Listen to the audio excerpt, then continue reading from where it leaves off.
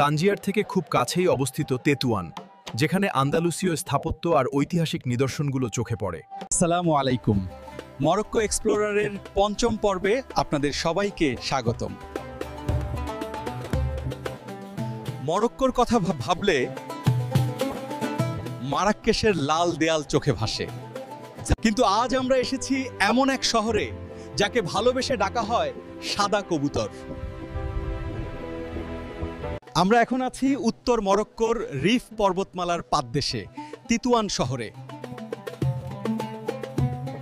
আর তানজা থেকে মাত্র 1 ঘন্টা ড্রাইভে হওয়ায় আপনি সহজেই এখানে একটি ডে ট্রিপ করতে পারেন। সকালে এসে ঘুরে বিকেলেই আবার তানজা ফিরে যাওয়া সম্ভব।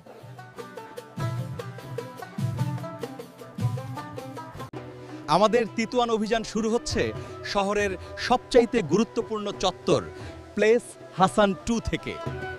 আমার ঠিক পেছনেই মরক্কোর রাজকীয় প্রাসাদের প্রবেশদ্বার। কি অসাধারণের কারুকার্য, যদিও ভেতরে সাধারণের প্রবেশাধিকার নেই। এবার আমরা প্রবেশ করছি তিতুয়ানের আসল হৃদয়ে, এর মদিনা। এটি একটি ইউনেস্কো ওয়ার্ল্ড হেরিটেজ সাইট।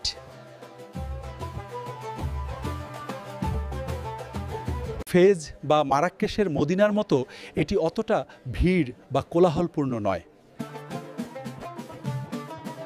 এটি অনেক বেশি শান্ত, পরিচ্ছন্ন এবং অবিশ্বাস্য রকম সাদা। এখানকার প্রতিটি গলি, প্রতিটি বাড়ি স্প্যানিশ মুরিশ স্থাপত্যের এক জীবন্ত নিদর্শন। মনে হবে আপনি স্পেনের কোনো প্রাচীন আন্দালুসিয়ান গ্রামে হাঁটছেন। মদিনার মধ্যেই ঐতিহাসিক মেল্লাহ বা ইহুদি কোয়ার্টার। তিতুয়ানের মদিনার আরেকটি বড় আকর্ষণ হলো এর ঐতিহ্যবাহী ট্যানারি।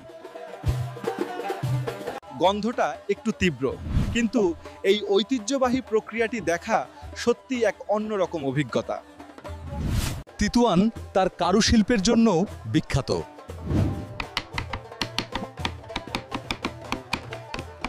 তিতুয়ানের সেরা প্যানোরামিক ভিউ পেতে চাইলে আসতে হবে এই কাসবাহ বা প্রত্নদুর্গে।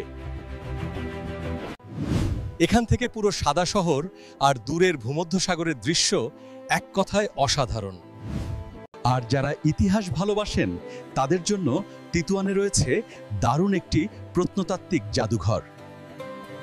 মদিনার গোলকধাঁধা থেকে বেরিয়ে আমরা এখন স্প্যানিশ আমলে তৈরি এনসাঞ্চে বা নতুন শহরে। চওড়া রাস্তা, সুন্দর বারান্দাওয়ালা দালান আর রাস্তার ধারের ক্যাফেগুলো এটি আপনাকে স্পেনের সেভিল বা গ্রানাডার কথা মনে করিয়ে দেবে। তেতুয়ান! সাদা পায়রার এই শহরটি সত্যিই আমাকে মুগ্ধ করেছে। এর শান্ত পরিবেশ, সমৃদ্ধ ইতিহাস আর ইউরোপ আফ্রিকার মিশ্র সংস্কৃতি এক অবিস্মরণীয় অভিজ্ঞতা। আশা করি মরক্কো এক্সপ্লোরারের আজকের পর্বটি আপনাদের ভালো লেগেছে। কিন্তু তিতুয়ানের গল্প এখানেই শেষ নয়। পরবর্তী পর্বে আমরা তেতুয়ানের আরেকটি রূপ, এর বিলাসবহুল উপকূল, ইউরোপের জটিল সীমান্ত এবং সংঘাতের একটি টুকরো দেখব। সেই পর্যন্ত আমার সাথেই থাকুন। আল্লাহ হাফেজ।